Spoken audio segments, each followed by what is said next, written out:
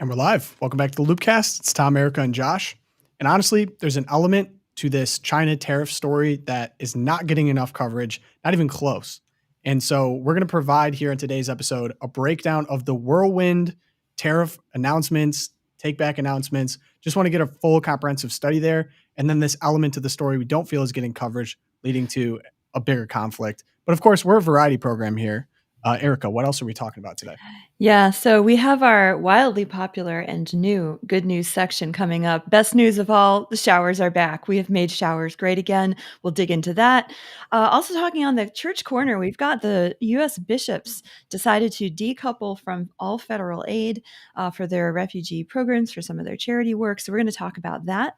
And then we have a little relationship corner. We're going to ask Josh's relationship advice later on in the show. We had a letter in.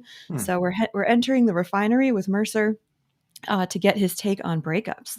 So I'm excited about that. I might learn something new. And then, of course, we have the Twilight Zone, and it's Friday, so it could be anything. Oh, yeah. Who knows? How are we feeling today, Josh? Ready for the weekend? I'm feeling great. Today's another good day. That's what I like to hear. Yeah. All right, Erica. So I tasked you with the colossal task of what happened with this whirlwind of tariff announcements, and then we get into some of the broader implications.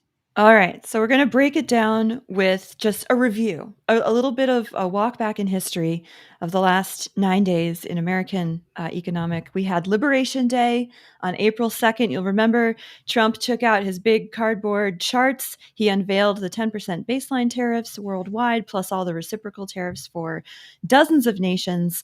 The next day, China claps back with 34% tariffs on the United States. Other countries start to talk about, maybe I should call up the White House and start to make a deal here. Not China. And then April 9th this week, so this is after the show, all started dropping as we were getting off the show on Wednesday.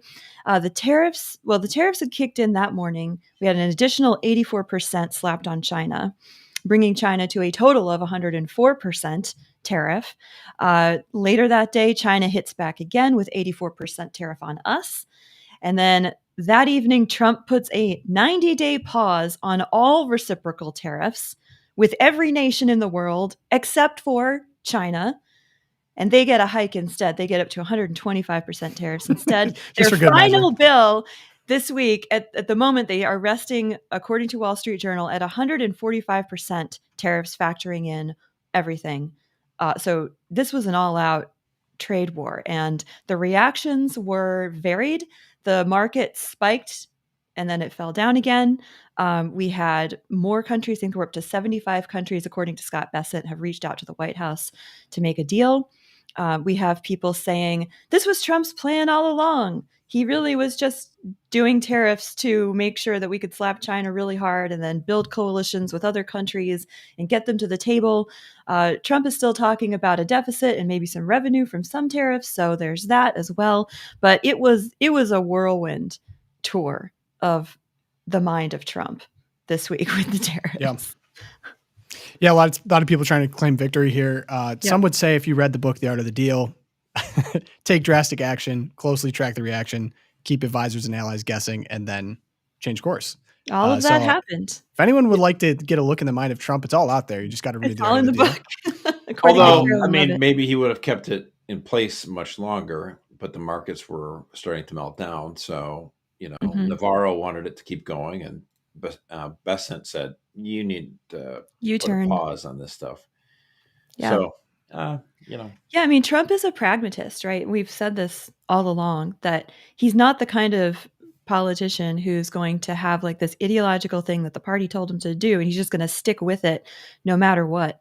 So I think all of these things can be true at once. Like, did he have China in mind all along? Yes. Was he reading the market and wanted to make a U-turn this week? Yes. And I don't think, some people are saying Trump blinked. All the headlines from the mainstream media were like, Trump blinked, signs of weakness, signs of, disagreement within the administration. And I don't think it's necessarily a sign of weakness when boots on the ground, reality on the ground starts to challenge a decision that you've made to say, maybe I should change course, modify my course, try something new. All of this like gotcha stuff to Trump doesn't quite ring with me. I don't know. I mean, I kind of feel like the people say, "Oh, Trump totally folded and gave up and he lost," are wrong. And I think the people say, "Art of the deal, it was totally perfectly. He manufactured this 4D again. chess. He's flawless again." And I'm like, I mean, don't be a panicking, Josh. Panicking. I feel like it's more like, mostly it was a good deal for him because, as you say, Erica, like the whole point was, I think he wanted to, he seems as having backed down a little bit, but he basically imposed tariffs on every country at 10% and then like 145 on China. So that's where he ended up, is pretty much where he wanted to go. And so rather than doing where he wanted, I mean, that's the part of the art of the deal thing, I will admit. You don't make your opening offer where you want to end up. You do much, much more. So like, oh gosh, he's finally conceded a little bit. He's found the middle ground. This is probably where he wanted to be. If you asked him a month ago, you got 10% tariffs, 145% on China. I'm like, yep, that sounds good to me. Yeah, I mean, I think this is all becoming clear just as we understand like his approach to China here. So there's this article that Erica brought up here. China and America aren't just in a trade war. It's a fight for the 21st century.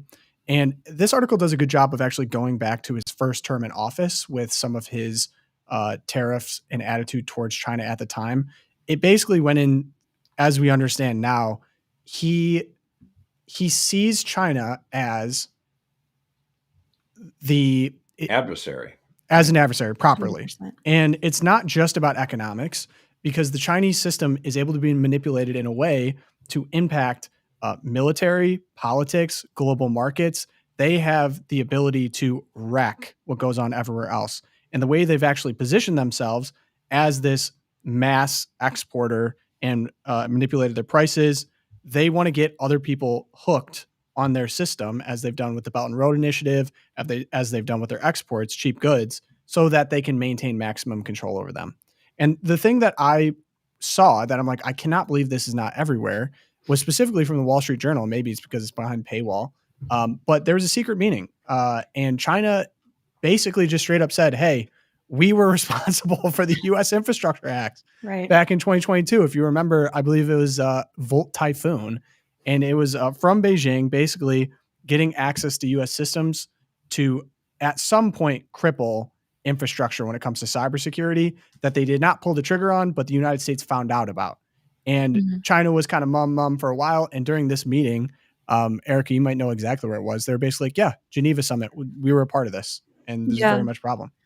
Right. And I think you look at the list of claims that the Chinese delegation made. And this was a secret meeting back in December. Wall Street Journal got a hold of several people who were there, who anonymous sources don't want to be named for obvious reasons, but they're saying that during the meeting, the Chinese delegation linked years of intrusions into computer networks in the U.S. ports, water utilities, airports, and other targets, to increasing U.S. policy support for Taiwan, the people who declined to be named said.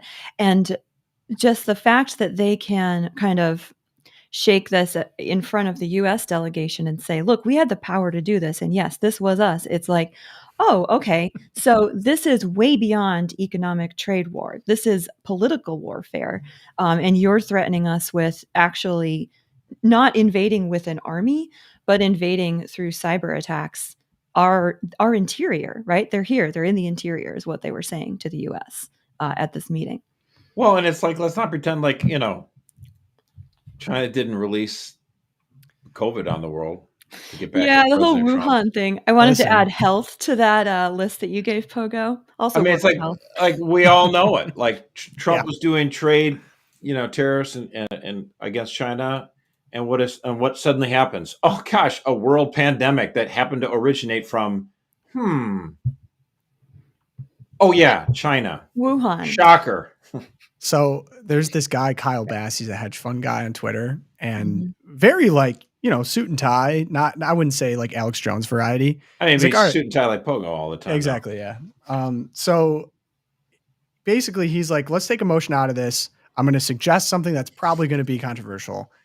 The timing of when COVID was released was very convenient for the Chinese in terms of their situation geopolitically and then also their own economy. I think Scott Bessent said like their economy is basically the the brooms and the buckets with no people.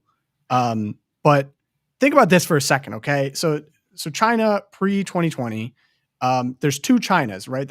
And this is kind of hopefully illustrating my earlier point of the ability for manipulation within their system. Within China, there's one economy that functions off the yuan. And then at the time, there's Chinese populists that were able to go around the world and spend dollars. 88% of what China spends is in dollars because they don't have enough commodities themselves. So like food, metal, things like that. They buy that from the rest of the world. Some would say intentionally so that they can keep people hooked on that, but then also because they just purely need it. When COVID hits, now you can say they released it or didn't release it, whatever. Basically, all of a sudden, Chinese populists can't travel, so they can't go around the world and spend these dollars. And the Hong Kong protests, if you remember, were magically shut down, gone.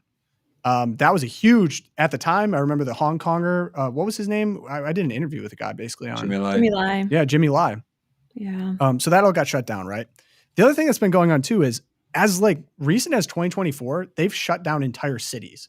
They're saying some people are saying for zero COVID, some people are saying to shut down riots, whatever it is, they've shut down entire cities, the two being Chongqing and Zhangzhou, as of 2024. Like, could you imagine like us right now? We've been out of it so long, but like shutting down an entire city is crazy. Shut down Columbus, shut down Des Moines, right. The CCP can do that. Now, the argument that this guy was saying, Kyle Bass, is basically because they're the largest consumer of global commodities, shutting down cities and then just projecting it to the world for it to get picked up by the news media would cause a global sell-off of these commodities, lowering the commodity prices, basically manipulating the market. So interesting conspiracy theory there. Some would say that a 400% tariff is not enough of a punishment for releasing COVID on the world. But yeah, I mean, their entire economy is basically built around manipulating the world. Well, and that COVID thing came out at a great time because if you think about it, it basically prevented Donald Trump from getting reelected, and it also rescued their currency. So I mean, in every way, I mean that's why I'm just like, someone was saying that JD Vance just went to Heritage, and like there was a guy in fatigues and full gun, like a gun holding it and everything. Like there's more security now for our vice president on just a casual kind of giving a talk inside Washington, D.C. than there was for the president in the immediate like aftermath of 9/11. It's like, what is going on? Yeah. Well, right. I mean, if you're China, they're evil. I fully believe, and I just, come on. Obviously they dropped COVID on the world on purpose. So if they're willing to do that and they're willing to kill millions of their own people like Mao did, like you're telling me that they're not going to do something crazy. So watch out. Right. Yeah. The article that you had up there, Pogo, and I want to just give a shout out to Matt Pottinger and Lisa Tobin. They did a great job of giving the 30,000 foot view of all of the ways in which Beijing wages economic war for political purposes. And they say right at the top, and they have, great arguments to back it up, that the goal for Beijing is world dominance. They want to be the world stated global superpower. They say it all the time. Yeah. And so when people are saying, oh, Trump has pushed this trade war, he's pushed us to this crossroads and to this point of crisis, their argument is, no, it's actually President Xi in China who, since 2012, has been pushing us to a point of crisis. Trump's the only president, the only American leader, global leader, really, who said, this is where we're at, and it's time to act pragmatically in response. And they list a few of the other ways that China exercises economic control. And we've said this before, this is a one-sided trade war. That they're using tactics that other countries, they don't play by the rules. So Xi has doubled down on systematic intellectual property theft, forced technology transfers, market access barriers, and massive industrial subsidies, all designed to extract maximum advantage while giving minimal concessions. And this asymmetric economic relationship helped decimate America's manufacturing base, costing millions of jobs over 2 decades. And they make the argument that China has intentionally reshaped the American middle class as much as we've done it to ourselves by our sort of like free trade all over the world. We were sold policies. out. Yeah. No question. Thanks, Bill Clinton. Yeah. And hilarious that I think I brought it up last episode. The Chinese embassy was like, this is economic bullying. And I can't believe they manipulate this way. And I was like, you just literally manipulated an entire industry out of America. And I went and found, I had to go find just like, okay, what's the Chinese businessman's perspective on this, which is really the CCP perspective because they all have to say what the CCP says. But I found an article on the like US-China Bureau of Cooperation, and he was basically going through when China was welcomed into the World Trade Organization, given most favored nation status. He basically goes round and round and says, because we were welcomed by the Clintons in the 1990s, in 1999, we therefore the United States therefore has a moral obligation in perpetuity to continue to treat us as most favored nation status. Otherwise, it is a moral failure on the part of the United States and projects weakness to the world. I'm like, what is this narrative? Even if they steal intellectual property every day. Stop employing children. Even if they use slave labor, child labor. Can you think? Oh my gosh! The guy who beats his wife and is like, "You should thank me, honey." Yeah, right. I was about to make a comparison. I was like, "Could you imagine how evil it is to just shut down an entire city at the snap of a finger?" And I was like, "Oh wait, we did that too," which I still have not forgiven my own country for doing that. It's the most insane thing I've ever lived through. Well, the governors did. Yeah, true, cowards. All right, but it's Friday. I want to get into some good news. Erica, I think you have kind of a fun one up top. Oh yeah, I love this one. Showers are great again. This is why I voted. This is the MAGA I want to see. This is awesome. So Trump this week issued an executive order directing the Secretary of Energy to immediately rescind. I didn't even know this had happened. I didn't know why my shower is so lame.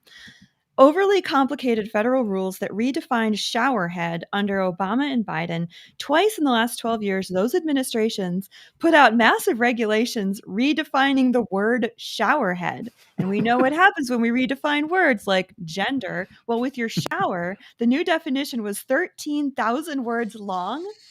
I'm like, that's like every paper I wrote in college was 13. Anyway, the Oxford English Dictionary, by contrast, this is from the executive order, defined showerhead in one short sentence. In a word, our showers became low flow. I don't know if we can pull up that clip of what that was like for Americans. Well, of course. Yeah, this was rough, guys. The low flow shower phenomenon. Yeah, I don't know if we're gonna get nailed for copyright for this, but this is the low flow shower episode of Seinfeld. Yeah, Seinfeld they had it all. They had it all right. Yeah. This is how Josh's hair would look. Yeah. You just can't wash out the conditioner, and that's what happens because low flow. If I had hair, I mean, one of the great moments of Seinfeld comedy. But yes, we have now been freed. We have been freed from excessive regulations on our shower. We have a straightforward meaning of showerhead once again. Yes. And we have a simple 2.5 gallons per minute standard for all our showers. I'm excited. How long until a circuit district court judge orders the showers to be low flow again? Oh, we just lost Erica. I mean, that's the thing too. Ayo. I don't know what happened. Thanks. And also like, the government mandating, low flow toilets and dishwashers and all that stuff. And like some guy from ProPublica like wrote this article saying the American people love this. I've never wanted to come up to someone and slap them in the face more than that. It's just you will have nothing and you will love it. Don't worry. Exactly. A federal judge is going to reverse this and you'll have low flow again. Okay. Josh. Okay. So I mean, good news. I mean, it is good news in a sense, like the internet gives us the ability to relitigate old arguments. And so they had this thing going on the internet, like, who's someone who's portrayed as a hero, but who's really a villain. And it's good to know that because those are the most insidious types of all. So I consider this good news. We're able to share and have these discussions. This is a fantastic, like, in terms of entertainment value, these type of questions are the best. Like, who's actually a villain upon rewatch? And my friend Mark Hemingway says, yeah, if you want to talk about someone who's truly a villain that is considered a hero, yes, it's Mr. Keating from Dead Poets Society. Dead Poets Society. 100% villain. Okay, what's your case? I mean, like, it's actually kind of funny because Roger Ebert actually at the time wrote like a blistering movie review and just said, and everything he said is like on the money. I was like pretty shocked. Like, it's like he goes, it's a collection of pious platitudes masquerading as a courageous stand in favor of doing something, doing your own thing. Right. It's which directly grooms this the unconventional English teacher. Yeah. So, okay, for people who haven't seen, which I Dead don't think Poets I can't spoil Dead Poet Society. It's like 30 years old. Isn't it? It's from what I remember, it's this new teacher. He comes in, he jumps on tables, he gets all excited, he ignites the love of literature. And You some need kids. passion. You need to enjoy which of course, yes. I mean, you should actually enjoy and be passionate about it. But all he's doing is like reading one or two quotes from a different poet instead of deep digging into it. Like it's like, just quoting like from a quote book rather than actually digging into it. And like, yeah, okay, so diagramming sentences can be kind of dull and boring or whatever, but like, what happened is a generation of teachers saw this kind of stuff, and then kids have crappy grammar now because they never understand. It's like you actually have to understand the building blocks of your own language, and then you can read this stuff.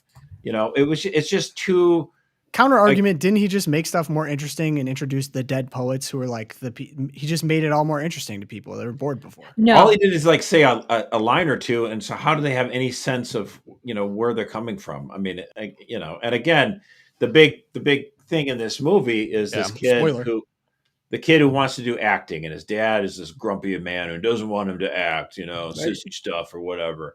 But this teacher's really inspired this kid to do acting, and all it is again, do your own thing.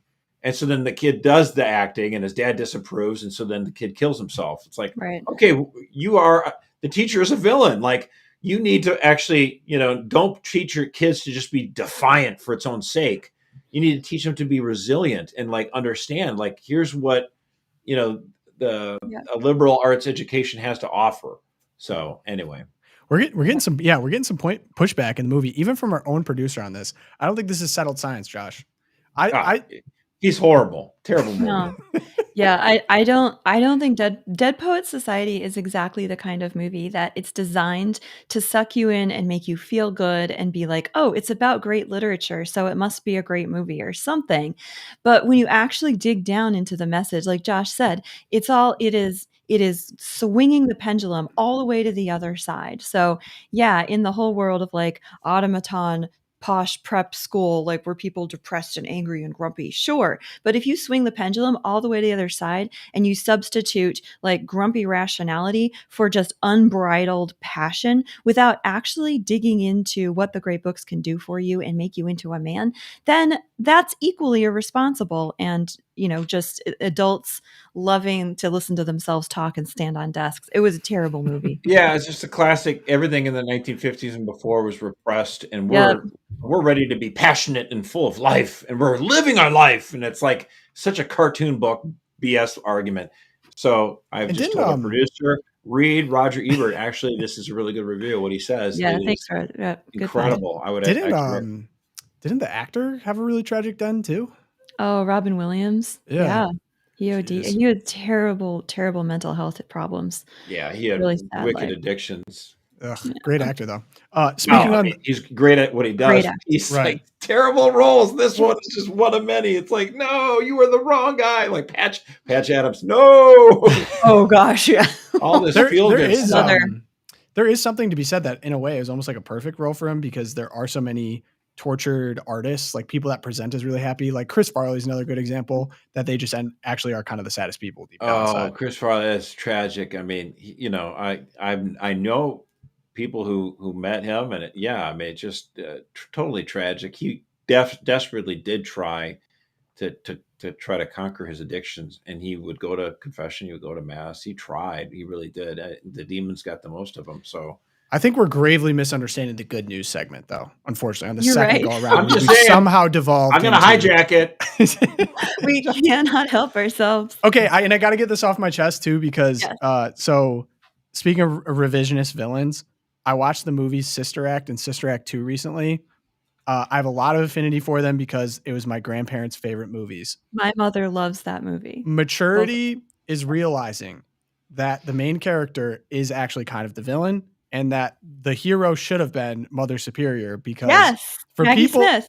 And I don't want to be like this kind of dour old person bummer, whatever, but like delightful film, right? Music's great. But if you think about it, a call girl from Vegas was brought into witness protection into a convent.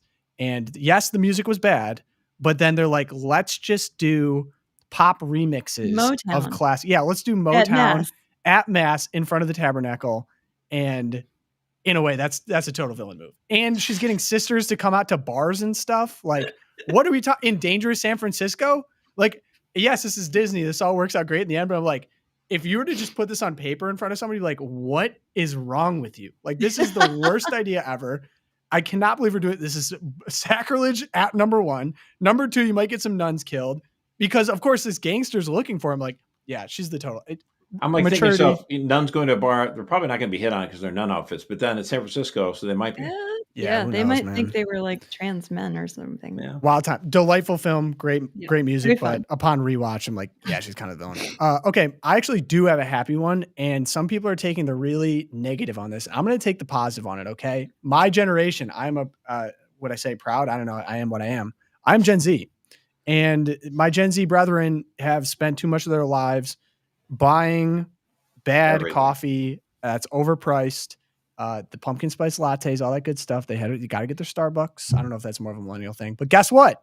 My fellow cohort is discovering a new way to combat insane Java prices with this new home cafe trend. That's great. I'm proud of you. And guess what? People are making fun of this of like, you ever heard of making coffee at home? Yes, I have. I do it personally. I'm glad my fellow, I feel my comrades are discovering now you can make it at home.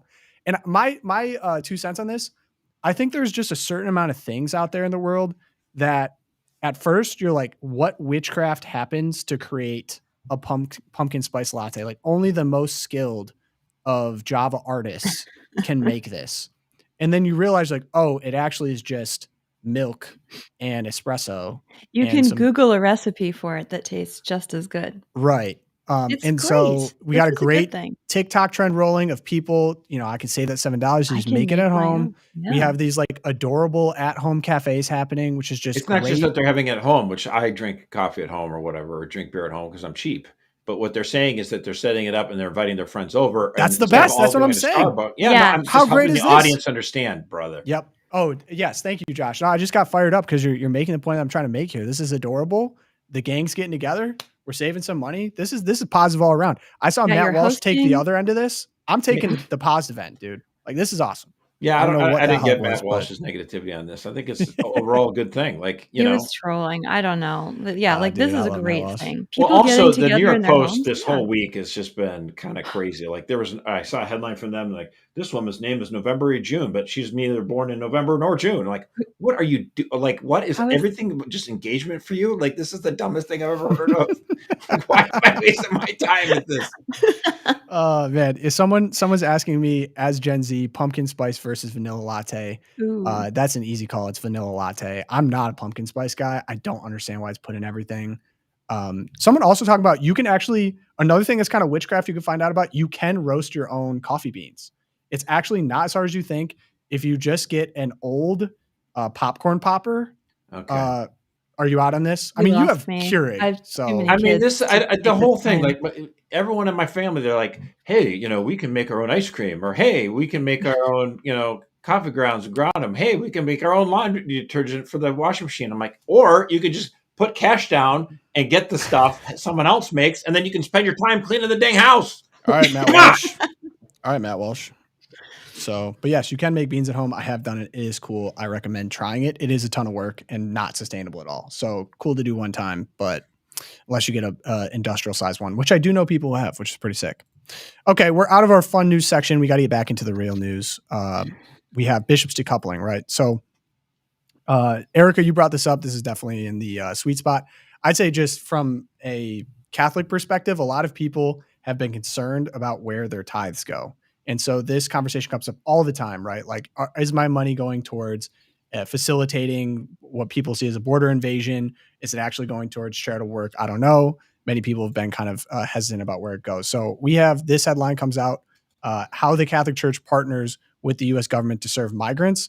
This was basically addressing J.D. Vance's claim that there was a profit incentive for the Catholic Church to be involved in migrant resettlement programs, shelters, things like that. Essentially, a quick breakdown of what actually happens is the government, which we're finding out funds the vast majority of this. I saw like 95% of this. They give money to, say, Catholic Charities Milwaukee, Catholic Charities San Antonio, and those people end up running the shelters, and they're doing things like feeding people, housing them, and moving them. But we have an update at this point. The USCCB has announced that they have officially decoupled from the government, partially because the funds really dried up. There was a lawsuit over that. To me, I just see this as a change in policy. The government is no longer facilitating mass migration through government policy, and therefore the opportunity for this type of work is just drying up. But Erica, you might have more context on this. The USCCB has been doing this for a very long time, so this is kind of a big breakup in a way. Yeah, it is definitely a big breakup, and we saw numbers. You can pull up the Roger Severino tweet there. He did some digging. Great guy. He did some digging saying that the USCCB issued a statement. It won't be collaborating with the feds on refugee resettlement work because of the funding freeze. I was curious about the implications. So I pulled Catholic Charities DC from Form 990, which shows 58 of their funds come from the government grants. I doubt donation drives from parishioners will come anywhere near making up this kind of gap. So yeah, this was a sobering decision. The USCCB president, Archbishop Timothy Broglio, he made a statement on April 7th saying, while this marks a painful end to a life-sustaining partnership with our government that has spanned decades across administrations of both political parties, although if you look at the numbers under Biden, it was like federal government funding, and then there's just this spike under Biden. It just goes up into the billions.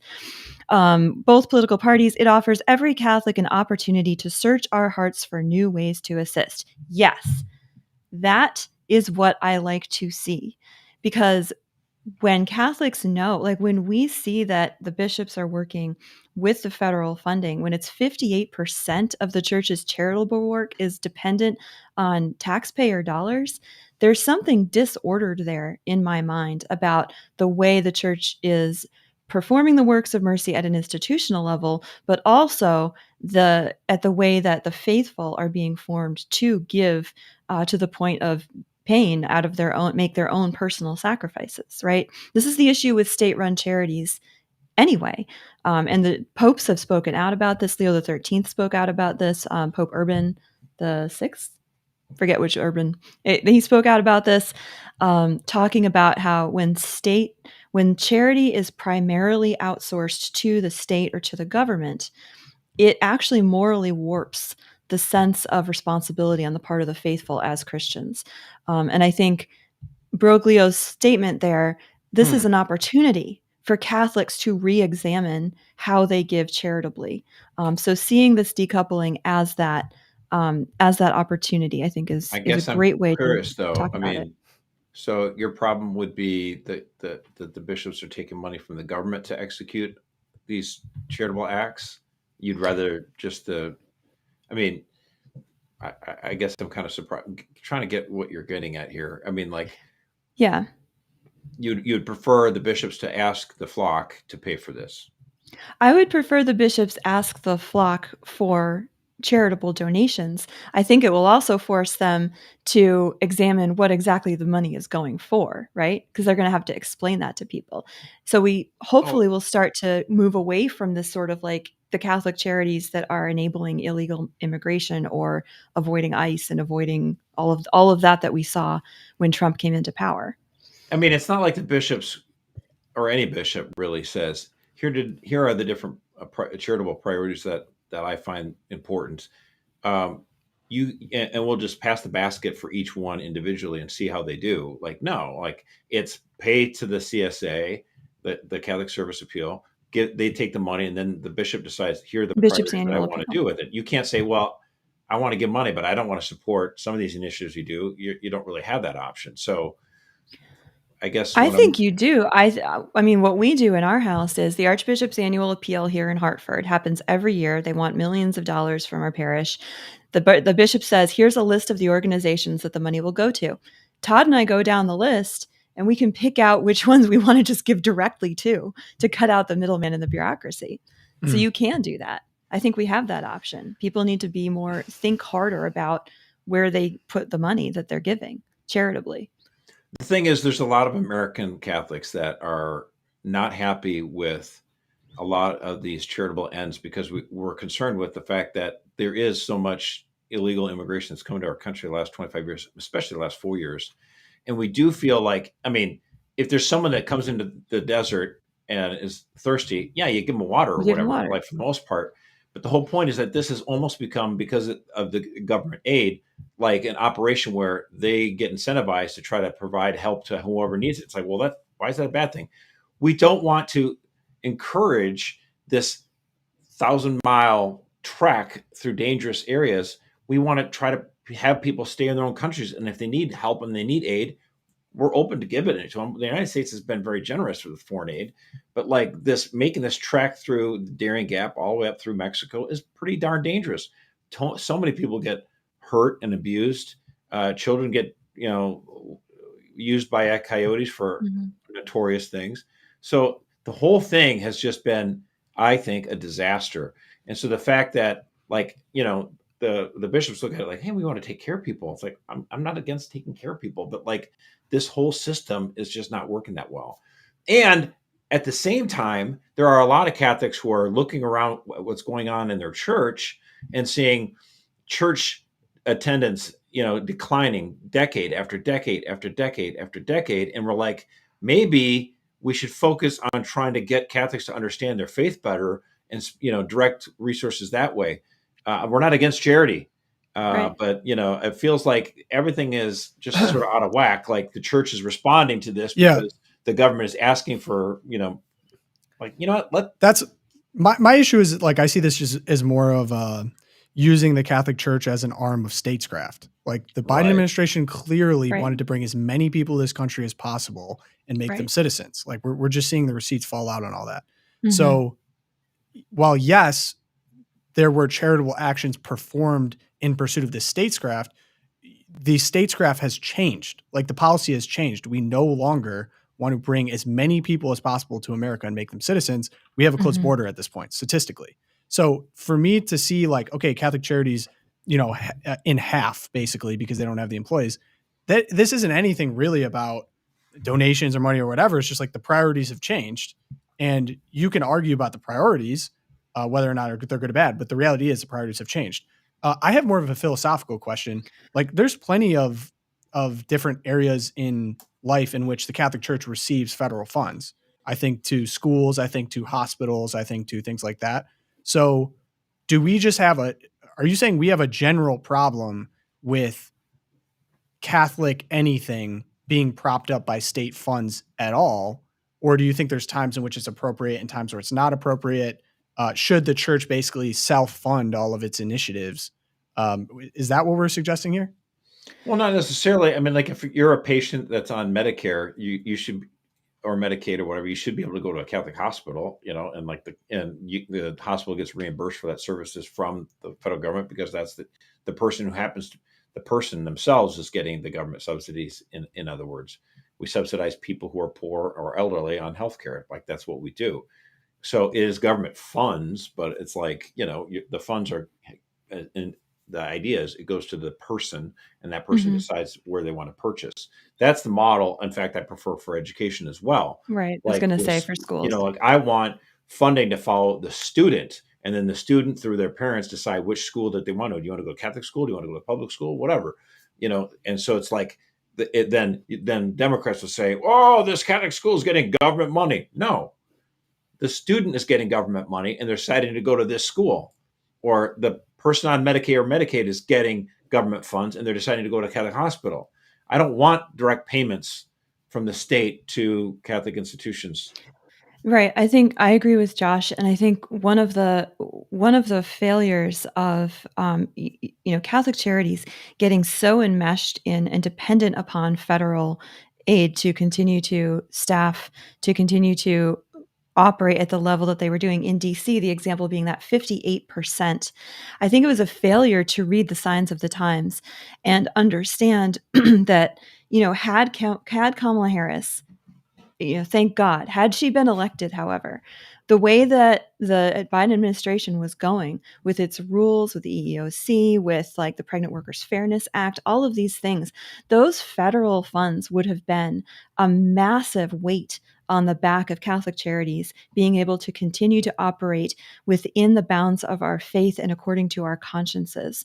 And the decoupling here is for different reasons. The bishops aren't like, we are not going to go along with gender ideology at Catholic Charities. We are not going to go along with, open border policies that's exacerbating human trafficking and child sex slave trade and all of this.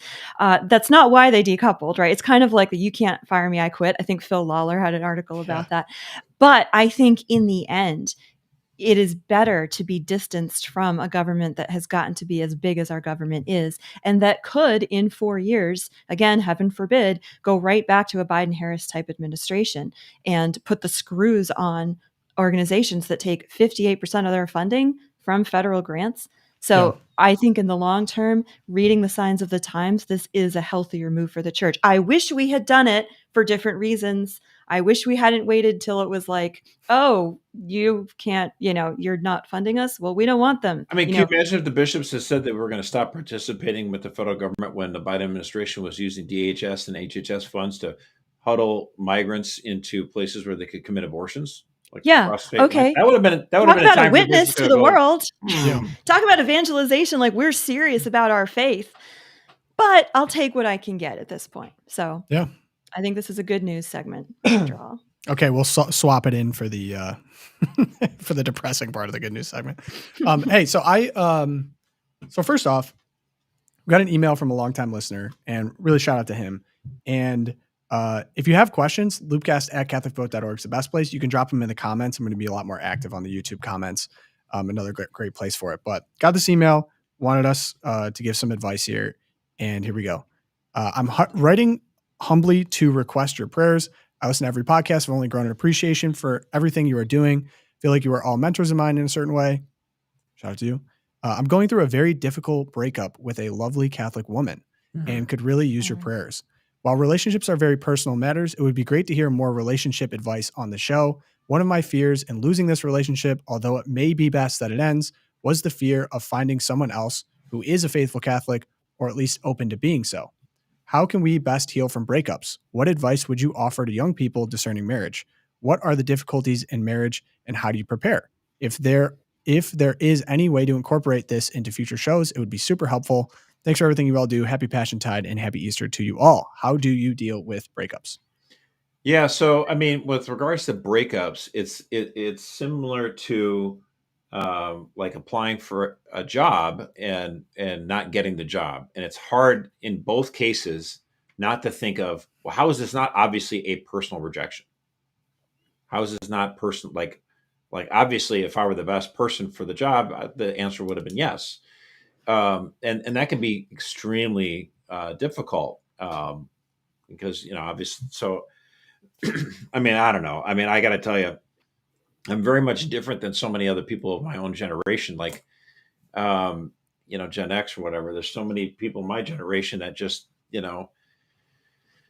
they dated and they had their crazy 20s or whatever. And I got to tell you, maybe it's because the way my mom and dad fought all the time and yelled at each other all the time. I just, like, from the day I was like 12, I'm like, I want to be married. I can't wait to be married. I want to find the right person. And I wasn't interested in just dating for, fun, as people do, so-called fun, which is meant to be, obviously they mean it's sinful stuff. It's very tough, but, like, ultimately the only, I mean, I would wear my heart on my sleeve and I would try and this and that. And what can I do to improve? And I just thought to myself, the best I would ever get advice I would offer is when it finally came home to me, which is realize that God the Father loves you so tremendously. And to think to yourself, maybe he needs to perfect me a little bit better so that when I encounter the person that he has in mind for me, that I will be in the right place. And so, it's because I think to myself, in retrospect, if I had actually met my wife, because we were actually in the same city 7 years before we first saw each other.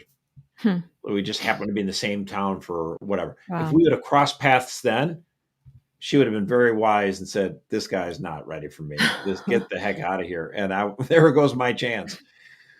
And so I would just say that. I mean, like, look, just know that the Heavenly Father has your best interests at heart, and He wants, and God the Father wants holy men and holy women to be united in matrimony, and to try to just work on ways, to humble yourself, and to try to be holier, and not to just to get out there and try things. This is one of those things where keep trying. Both men and women have lost the sort of art of how to like try to interact, and I think phones have made that more difficult. And so, like, this one woman, this isn't even a Catholic woman, okay? She gets on, she explains this little story that she had when she said, when I was 22, she said, my best friend and I were at a bar, and she's very cute, very attractive features. She said, outglowing, blonde, all this stuff. And I made the comment, this woman says, I wish I could attract the attention of men the way that she does. And she said, well, that's because I approach them and flirt with them. And you just sit there at the bar and you've got this kind of, resting hands off. Yep. and she's like, well, what? Like, I'm not actually angry or whatever. And she just realized that she just needed to go, you know what? So she's like, okay, all right, I'll try this, and after a little while, she sees someone across the bar she thought was pretty attractive or whatever. And she just, winked at the guy, and the guy was like, what? And gets up and walks over, and they start a conversation, and they end up having a relationship for years. And it's like, so part of it is just that, like, what we've done with our society with the phones, and then like the woke stuff where you don't know if guys are so petrified because if they ask a girl out, they're like, you're a creep. And so this is the little wisdom I tell you. It's women actually who do the deciding. Women decide. This was a man who emailed in. Yeah. That's what I'm saying. So appreciate it. Okay. Right. So you're trying to help them out on the other end of the spectrum, but yeah. Erica, I'd love to hear your thoughts. I have lots of notes. Yeah, I mean, I had a very unconventional path to marriage as well. I mean, I never went through a terrible breakup myself, so I don't have a lot of advice on that. I mean, praise God, right? Weren't you in the convent? No. Okay. Were you ever close? I was very close. Okay. I was that close. Yeah. 3 of my 4 bridesmaids ended up in convents for various amounts of time. One of them actually stuck. So That's awesome. Wow. It was a crazy time at Catholic University back in 2003. So dated myself. But I think this question of like, what advice would you offer to young people discerning marriage? What are the difficulties in marriage and how do you prepare? I mean, there are so many different difficulties in marriage, and they depend on all kinds of things like your own temperament, your background, childhood wounds. I mean, how many children you have, health. There's so many, it's hard to generalize, but I do think that the best way to prepare for marriage, like Josh said, is to pursue personal holiness first, becoming the kind of person, this is true of any vocation, but I think marriage in particular, because hopefully you'll be living, day-to-day life with this one person and then many more children as they come along, becoming the kind of person whose time is not their own, who's not so dependent on the way I do things, me time. So seeking out ways that you can die to yourself in your daily life, and on the personal level, on the spiritual level, with your relationship with God, fasting and prayer, practicing the faith to the best of your ability. In terms of your friends, like, are you the friend in your group that people call at midnight if their car breaks down? Are you the kind of person that people reach out to? And how can you become more of that kind of person that they know you'll drop everything to help them out?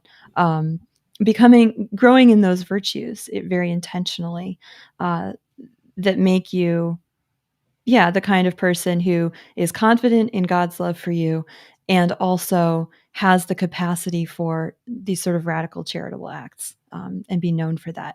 I don't know how if that's too general, but that's what comes to mind in what are the skills of marriage Yeah, being able to die to yourself in little things every day. Actually, humility, by the way, is the best advice for everything anyway. Yeah, Yeah. it is. I mean, like there was like the a one quote blanket by advice. St. Anthony of the Desert or whatever, saying like you fast and the devil doesn't need to eat, all these.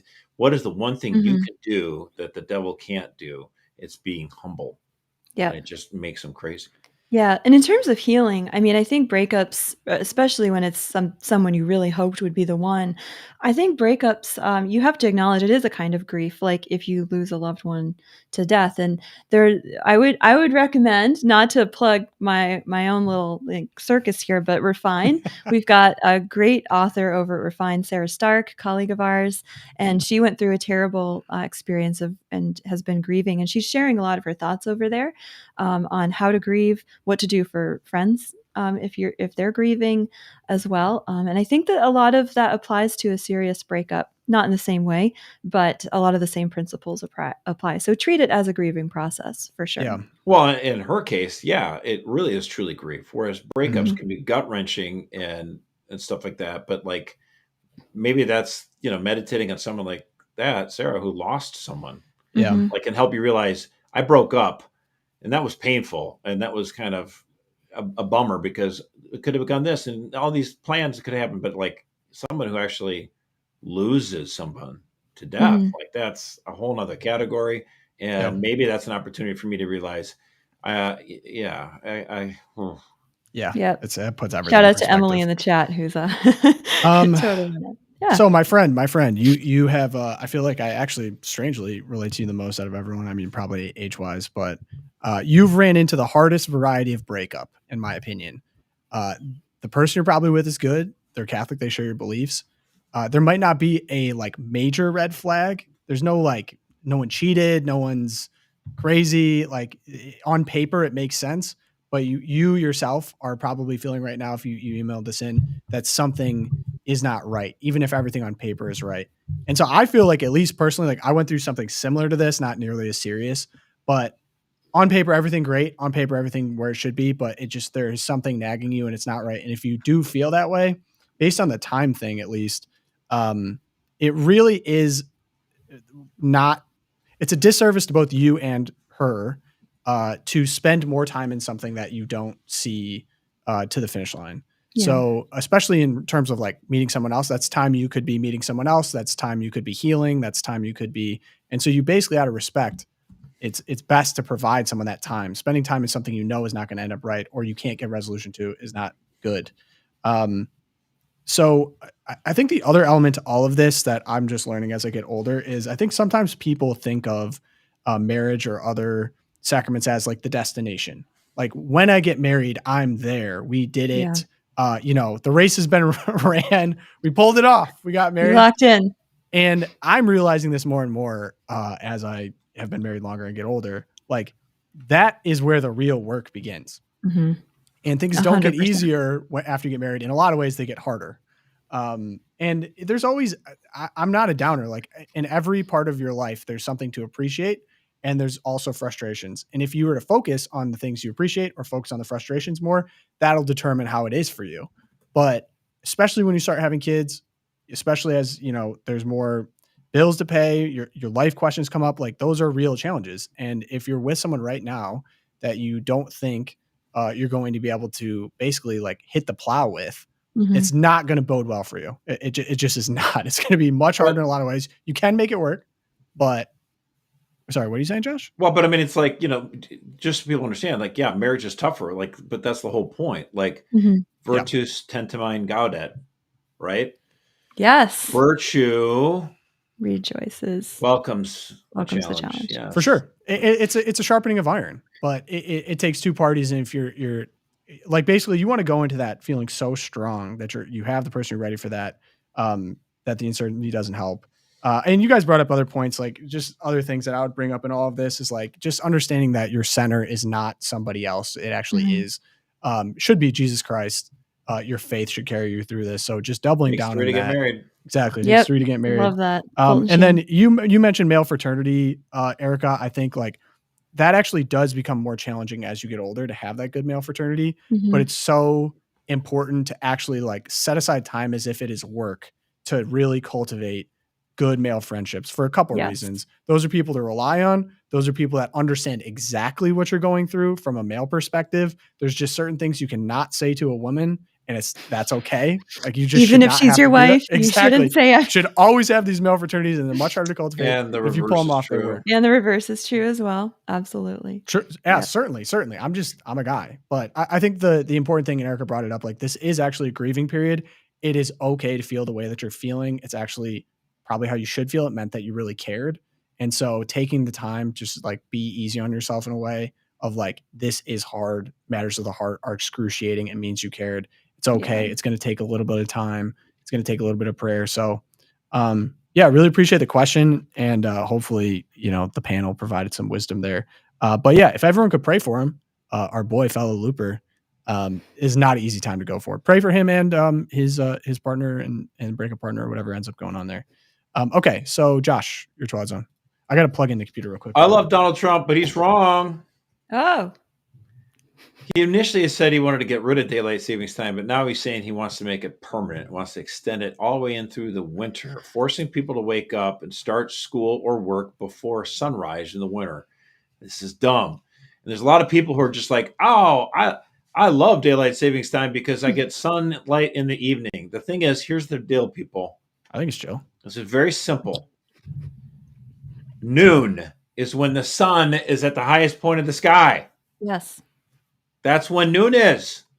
We have an equal amount of light before it and after it. If you don't like it, ask your work if you can start work earlier or whatever. Start at 2 a.m. I don't give a crap. And then you can live out the rest of your day in the light. I don't care. Be a vampire, whatever you want. Whatever. The fact is, stop forcing us to artificially start our days way too early and then have noon be really 1 p.m. is noon. Like, this is dumb. Yes. This is dumb. And permanent daylight savings time was something that the United States picked, this permanent irregular daylight savings time. We did that in the 70s, and kids were ending up going to school in completely pitch black, dark, and the sun didn't rise till like 8:30 in the morning. And this is stupid. Stop it. So permanent standard time. Permanent standard. Yes. Standard normal time. Permanently. Stop changing the clocks twice a year, and don't do permanent irregular daylight savings time. Does anyone have Ted Cruz's number on this? Like, he got it wrong. Ted Cruz is like, so did Rick Scott. Rick Scott. I'm like, guys, did you not check with Mercer? You didn't. Hey, your phone's available, Josh. But here's the thing. Gallup poll did a study on this, and they asked people what they would rather have, because there's really, 3 options. Do you want to keep switching the clocks twice a year like this all the darn time?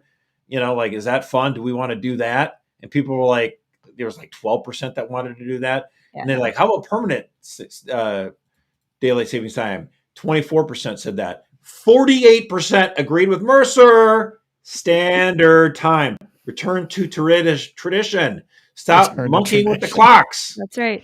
RVTURN. We should just go back to using sundials to tell time. That would make everything That'd be better. chill. You could just look up. Live naturally, people. Yeah. That would be the next. Don't blame me that winter is the way it is. Like, winter is rough. We don't blame you, especially in the Midwest. People are like, I want to have sunlight in the evenings. I mean, go to work at 3 a.m. then. It's not my fault that there's only that much light during the day. Take it up with God, I guess. I know, really. Like, it's unfair. The planet should give me 12 hours of sunlight every day. Like, go live in Hawaii then, or something this. Stupid. That'd be chill. SoCal. All right, Erica, what you got? Yeah, all right. So congratulations are in order to Mike Huckabee, who was signed in as ambassador to the state of Israel. And I mean, Donald Trump might be wrong about daylight savings time, but he got this one right. Why would you say that? The tape? Roll the tape. Oh, sorry. Here we go. So the Senate confirmed Governor Huckabee to be your next ambassador to Israel earlier today. That's his commission as ambassador. And then we also have a transmittal letter to the president of Israel requesting that he accept Ambassador Huckabee's credentials. He's going to be fantastic. He's going to bring home the bacon. Bacon isn't too big in Israel. It's just the third I had to clear that up. I just love it. I was like, where are we going with this one, Eric? I know. He's going to bring home the bacon. Oh my gosh. I mean, he doesn't miss that guy. That was so funny. Isn't there something on like the Democrats are holding up all these nominees? I remember he truthed it out, and obviously we have Brian kind of being held up here. What is this always happen? No. Most of the ambassador picks are largely uncontroversial, and so it would be typical then to go have a senator go forward and say these 7 ambassador nominees have been cleared by the committee, and just ask for unanimous consent that they just be approved, because there's no real objection to them, and then you could just clear tons of these. And then if there's someone that was controversial that you wanted to argue about, then you could have an argument about them. But Brian Schatz, the senator from Hawaii, has said, no, I am going to put a hold on each and every last nominee for even ambassador to like Fiji, everyone gone, all of them. And so now they have to wait in queue, and like Hoekstra just got confirmed as ambassador to candidates from Michigan here. And so it's like, got to give 2 hours of floor debate on that. And then after 2 hours, can move on to the next one. Okay, ambassador to Holland, 2 hours. Japan, 2 hours. All taking, it just takes up time. And so like the question was like, the Senate was like wanting to go home, because like this, we have to wait 2 hours on each one of these. We want to go home because it's, Easter recess coming. It's like, no, we got to keep voting on each one 2 hours. It's so spiteful and wasteful. It's just, isn't this almost like a national security problem at this point? Yeah. Well, it's like, let's get the guy for China confirmed, right? But we got to wait for everything else. Huh. Yeah. That doesn't feel very American. The Democrats, the party of civility and norms. The party of you're democracy. Under Biden and then like under Obama, people just got pushed. It was not even a big deal. And they didn't stop them all. I mean, again, it's just the ratcheting up of partisanship keeps going on both sides. And so you have to just, again, there has to, this is just so stupid. There has to be something. And I'd love, again, just this all stems from, it used to be 30 hours and then they were dropped it down to 2 for ambassadors, but there's still 30 hours on, judicial picks. Right. Interesting. Sorry, Erica, I interrupted you. Did you have something else you wanted to say? No, you're good. I just loved the bacon. That's all.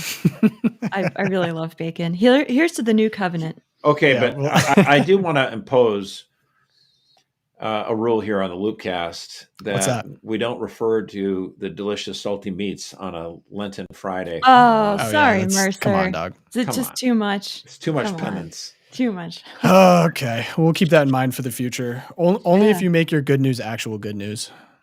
No promises. It's a deal. It's a deal. Come on. Part of the deal. Okay, so mine. So CNN. So the continual search for answers of the Democratic Party continues.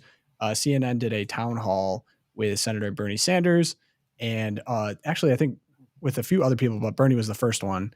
And so here's a clip from that town hall. Paul, we're back with Senator Bernie Sanders. I want to introduce Grace Thomas. She's a local civil rights attorney. She's a Democrat. Grace? They, them pronouns, actually. Thank you. Oh. Good evening, Senator Sanders. Polling and turnout data indicate that men of all racial demographics are turning away from the Democratic Party. But of course... Paul, we're back with... So, in the great words of Tom McCluskey, asked and answered, her question was, why are white men not voting Democrats? It's they, them pronouns, actually. Oh my gosh. They, them pronouns, actually. I'm like, she's this is clearly not the answer. Female. What is this? This is not the answer. So you know what? I'm frustrated on a couple levels with this because the way that YouTube works, I just wanted to see the full town hall. I was like, please because I saw this clip go viral. I'm like, okay, what was the context around it? What's going on? And it's just like people reacting to it, which is so annoying. I'm like, I just want to see, and they always cut off his answer. So I'm like, how did Bernie handle this actually? Because it is a legitimate question. There is a very vocal minority of the party that this is all they care about. And they're like, we realize we can't win unless we bring over normal white men, basically. And so I was like, oh, how did he answer? So I watched the full response. I'm not going to play it. It's too long. But basically, he's like, it's kind of smart, actually. He said, I see that people have different points of views. And, I have X progressive view. I think he said, I think every woman should get an abortion. I think healthcare is a human right. I have these progressive views, but, and then he switched it to economics. He's like, but, do you understand that the oligarchs are how much these insurance companies are making, that people are making rich and you're poor? And then of course he got his claps at the end. But I thought back to, I just don't, well, that was a smart move. I don't think this is ever going to work. And it reminded me of this infamous moment. Josh, you may be familiar with this. Bernie Sanders went to go speak at a Seattle BLM protest 9 years ago. So this was actually before a lot of the George Floyd stuff. I can't remember exactly what this was over, but 9 years ago. So pre-George Floyd. And this, I'll never forget this. This is the moment I knew this was not going to work out for Bernie Sanders and the left. But he goes up, he tries to speak, and this is what happens. If